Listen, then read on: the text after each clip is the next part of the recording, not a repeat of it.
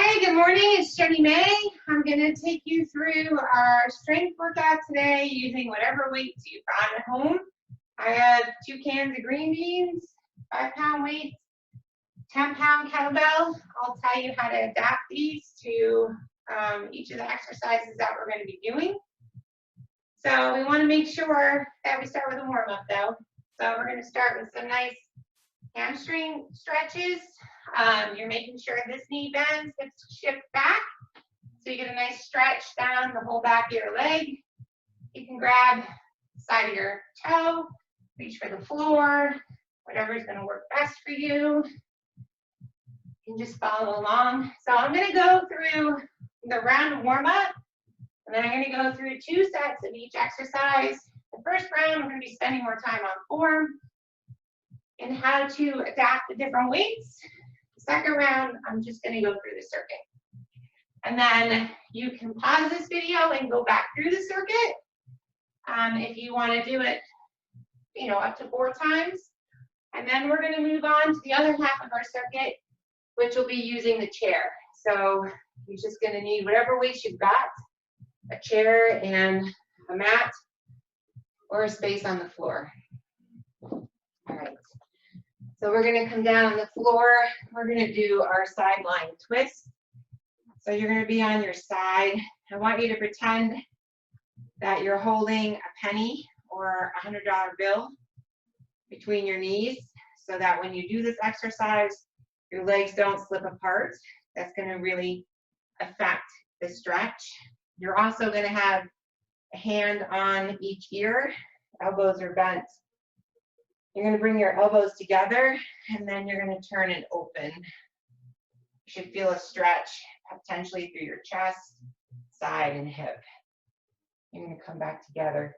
Make sure when you open, you're exhaling here and drawing your stomach in so it supports your back, and you don't feel this in your low back. Yeah.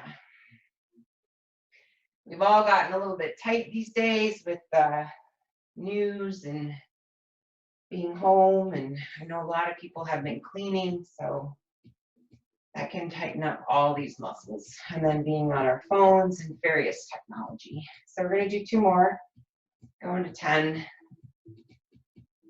and you can see I'm pretty tight too. Good. And then we're going to switch sides.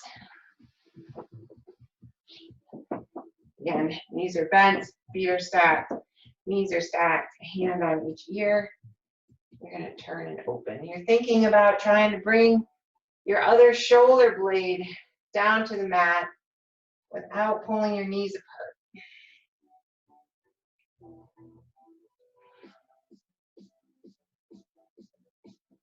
Yep.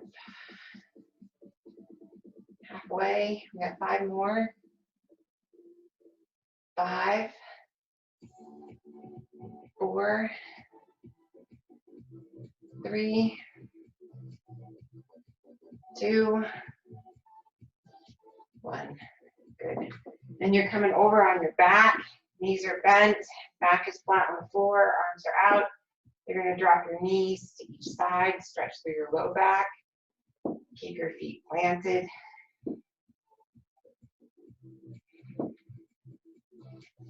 Only go as far as you can without letting your shoulder pop up.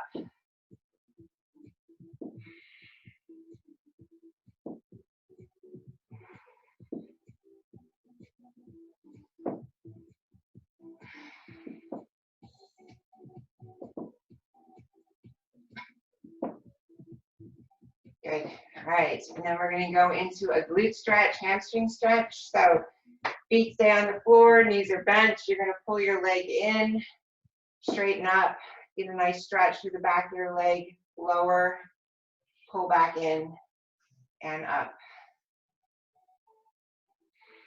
In, stretch up, in. This is 5. We're going to do 3 more. 6, 7. 1 more, and you should feel the stretch all through here. You might feel it in your calf too. All right, we're switching legs. Squeezing in, stretching the glute, further up your hamstring, straighten. This leg is a lot tighter on me.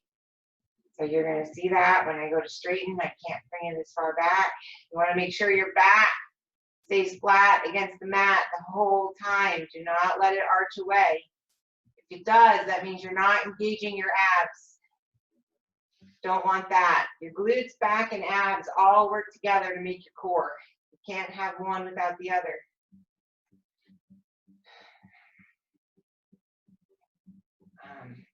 One more.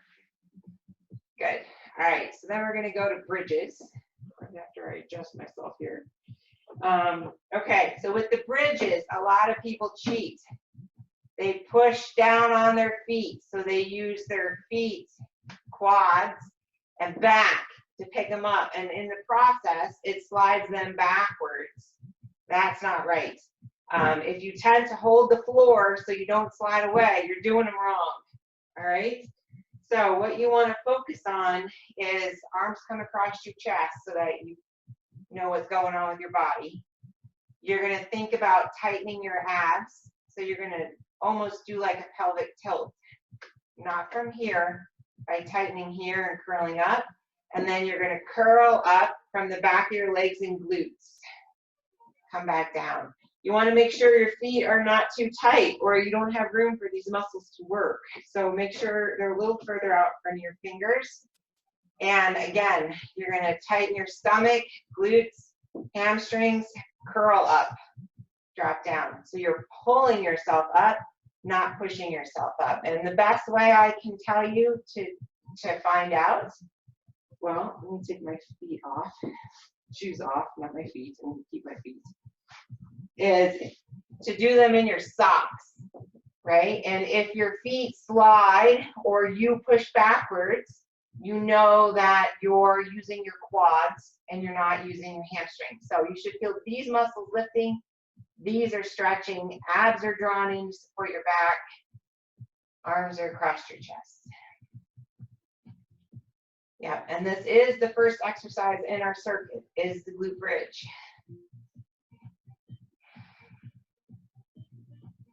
And we're going for 15 reps here. So we're going to do 5 more. 5, 4, 3, 2, 1. Good. I'm going to throw my shoes back on.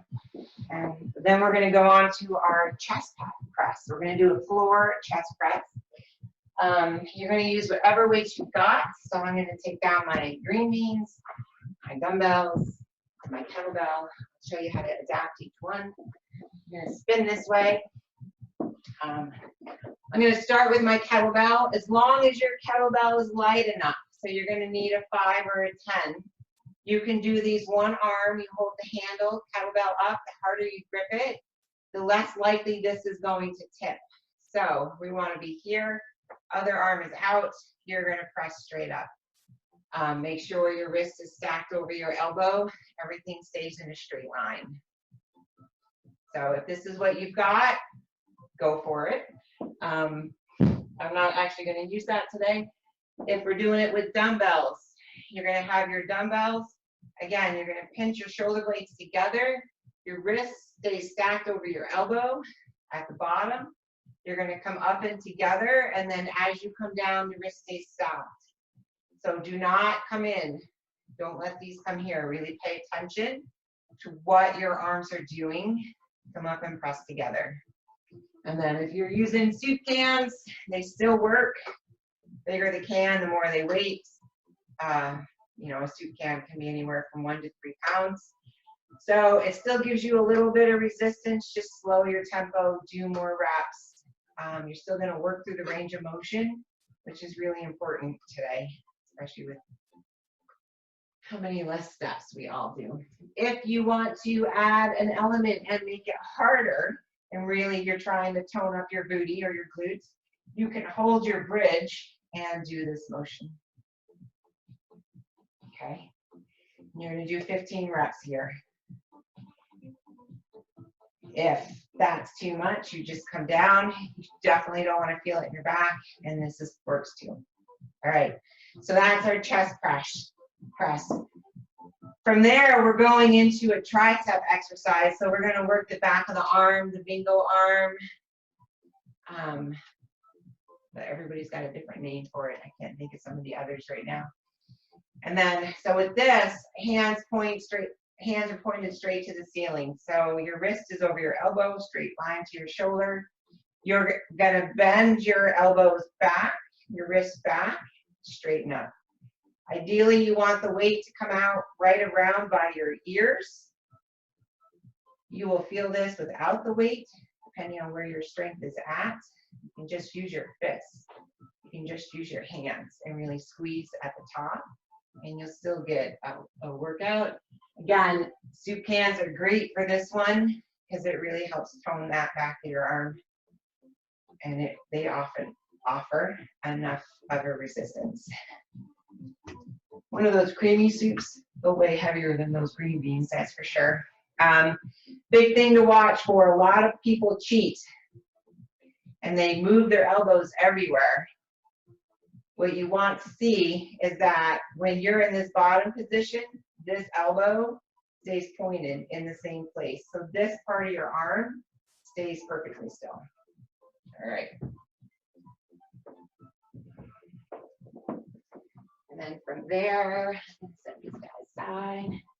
You are going to do a plank. So if you are more focused on your abs than your back, the back of your arm, you're going to do an elbow plank. If you're more concerned with toning up the back of your arms than your abs, then you're going to do a straight arm plank. So elbow plank, we're here. Feet, elbows are under your shoulders, hands are in front of your elbows. Try not to come in.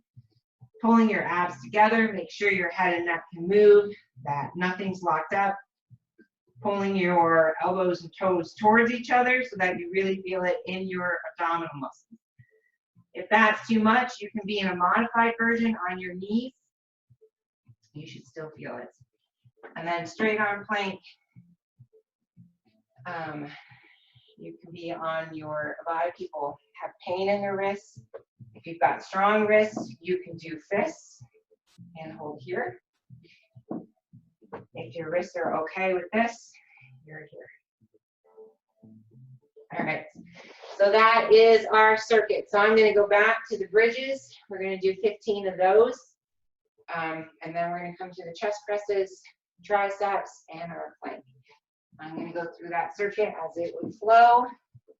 If bridges are super easy for you and you want to go one leg, go for it.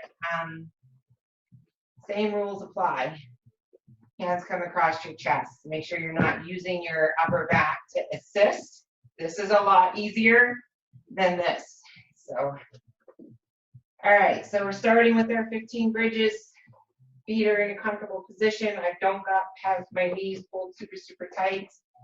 Arms are across my chest. I'm curling up. Don't let your knees go wide. Keep them straight in front of you, in front of your hips. Everything stays in a line.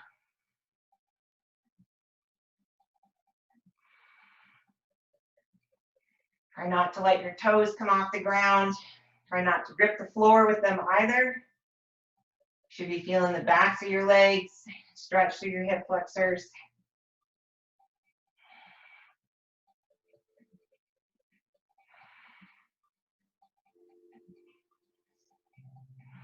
Two more. One more.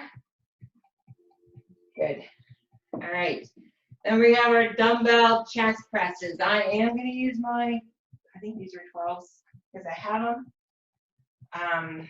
Here, hands come up and together, drop down, come up.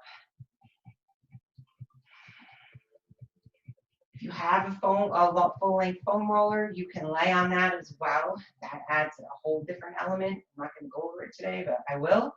If you've done those with me, and you have the roller, go for it. It's going to give you a bigger range of motion. Again, you can change the way the weights feel by going slower. You can have that tempo, or if the weight feels heavy, you can go a little faster. We're aiming for 15 reps.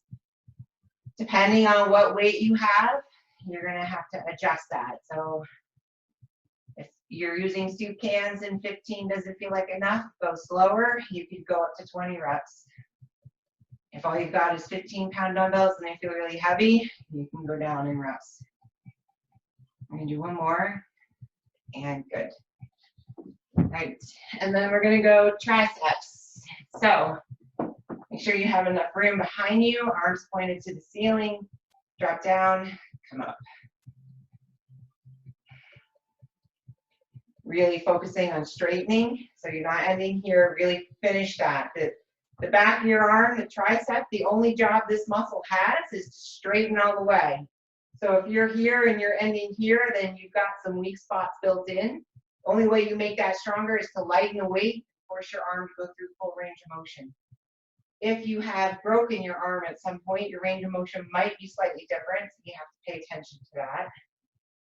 If you're not sure, record a video of you doing it, and I will give you feedback. We're gonna do 3 more. Last one. Good. And then we're gonna go a 30-second plank. I am gonna do it on my elbows because I want core work more than the tricep work. Now that I can't go see my horses because everybody's quarantined, my core's not doing the same amount of work. All right, we're holding here. I'm gonna hold for 30 seconds.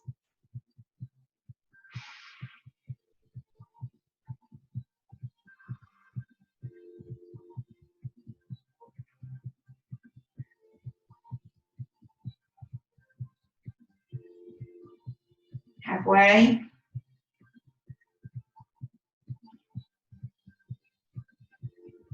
10, 9, 8, 7, 6, 5, 4, 3, 2, 1. Good. Do a couple cat-cows after that. Stretch out your spine. You're here. Come down and up. Always like to make the spine move after we hold it still, just so that you have that balance of stability versus mobility in your spine. Okay, so that's the floor circuit. You can go through that up to 4 times, 5 times, depending on what you've got available and when you feel it. Make sure you're paying attention to what you're doing and that you're not rushing through it. The other half of the circuit, we're going to use the chair and our weights. And we're going to do some squat curls, rows, and then hamstring move. I'm going to back my chair up a little bit so I stay in the screen. Okay.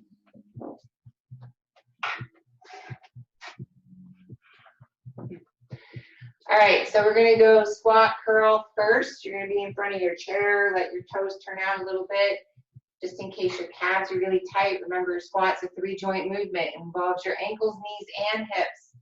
Tightnesses in your ankles will cause you to compensate in your low back. So you wanna make sure that you're allowing for that. If you cannot do a squat without bending over and looking down, then I encourage you to take a mat or a towel, put it in front of the chair so you elevate your heels a little bit, put almost half your foot on it, and you should find that your squat gets easier in terms of helping you stay upright. If you got questions on that, let me know. All right, so we're gonna do a squat curl. You are gonna do a combination of things. So beginner version is you're going to sit down in the chair, stand up, curl. Sit down, curl. Same thing if you're using soup cans, sit down, curl. We're going to do 15 reps. These will still work for you. If you're a little more advanced, you're just going to use the chair as a gauge. You're not actually going to sit in it. You're just going to touch. Abs stay tight. Make sure you're squeezing your glutes at the top.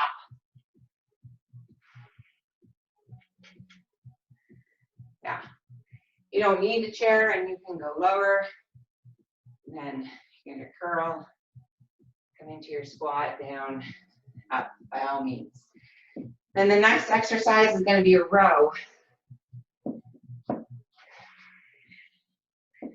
So we're going to start on my left side. So my right side, my right foot's forward, my right hand's on the chair, my left foot's back. My left arm is going to have the dumbbell. My back is parallel to the floor. You're here, pulling up. If you have a kettlebell and it's heavier, you can always do this with a heavier kettlebell depending on what you have available. We're going to do 15 on one side. You're going to switch feet, hands. 15 on the other. You're really focusing on making sure that you're pulling your shoulder blade to your spine, that your head and neck are loose. Just like that. Good.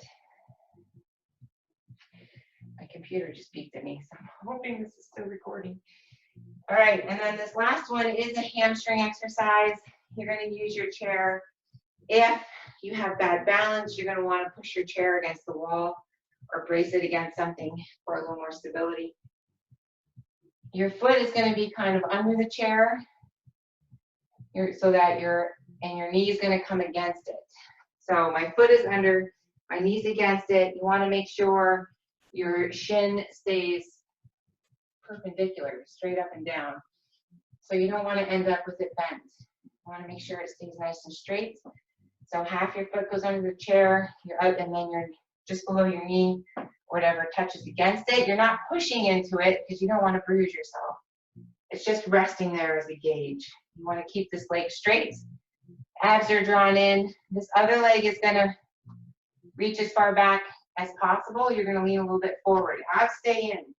You should not feel this in your low back. If you feel this in your low back, you need to switch this to a hamstring stretch, and I'll show that in a second. So you're here, touch your leg back, curl your foot up, touch down to the ground, curl your foot up. You should feel it right in the muscle belly of your hamstring back here. If you have ankle weights, you can feel free to grab that. You're also going to feel it in the glute of the other leg you're standing on. So I'm going to switch sides. So this leg is straight, this one comes back. Right, I'm kind of hinging, reaching back a little bit, curling up. I feel it in this hamstring. This leg is also holding me up. You're going to do 10 on each. If you feel that in your low back, if you know you have a low back issue and that does not feel safe, then you're going to be here. One leg goes out straight, toe is pointed up. You're going to reach forward. You're reaching for the wall. Back stays straight, no rounding. Your back is more flexible than the back of your legs. Your body will always cheat and round. It will always do this. That's not right. You want to keep everything up tight, nice and tall. Spine is, and you're going to sit forward. Come back up, sit forward. You should feel a big stretch back here. Okay, so we are going to go through that circuit. I'll go through it as you should so that you get an idea of the tempo. And then you can repeat it as many times as you like, up to 4 or 5 times. I wouldn't even go beyond 5. And that will be today's workout. I'm going to use my 5s. Yes. All right, so we're going to go squat curl first. So we're in front of our chair. We're going to do 15. You're either sitting all the way down, standing up and curling, sitting all the way down, standing up and curling, touch, curl.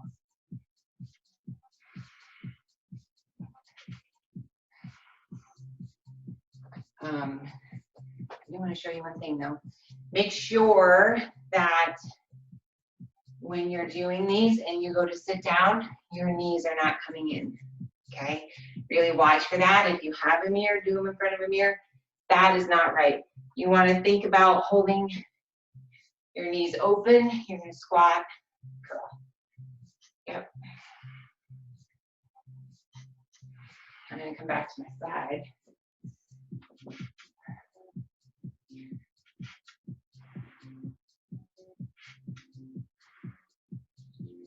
Again, if you don't need the chair, just use it as a gauge so you know how far down you're going.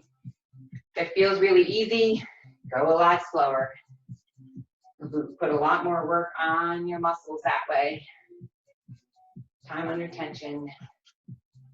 Good. All right, and then we're going to go to our rows.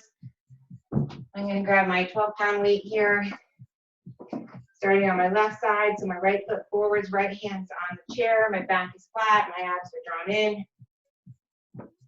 You might want to come to the edge so that this arm can clear. Dropping down, coming up. We're going to do 15.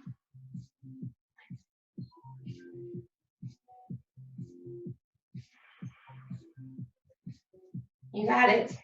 Just like that. Should feel your shoulder blade pull into your spine. 2 more. Good. Switching sides. So you can always move your hand further to the edge of the chair too. And here we go. 15 on the right.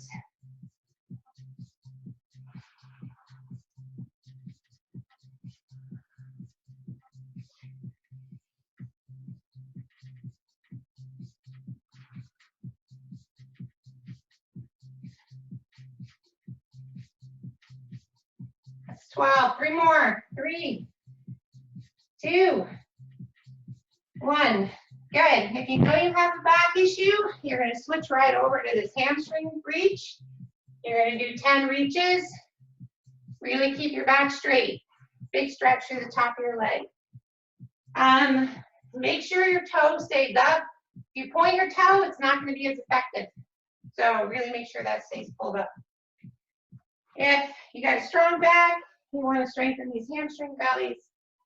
We're here, foot comes under the step, knee rests against the chair. You're hinging a little bit back, toe points back, curling up. We're doing 10. Abs stay drawn in, hold your pelvis still.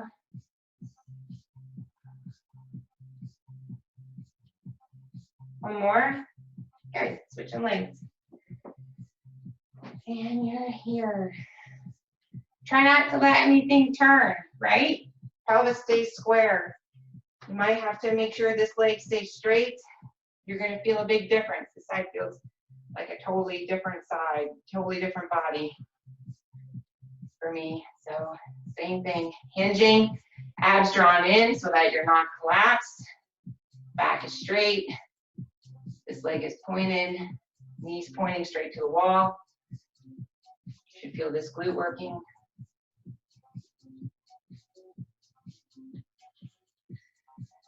One more. Good. Boom. All right, and you're just going to end with a little knee.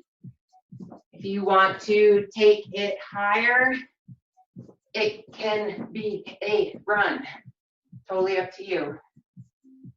You're going to end with 30 seconds there.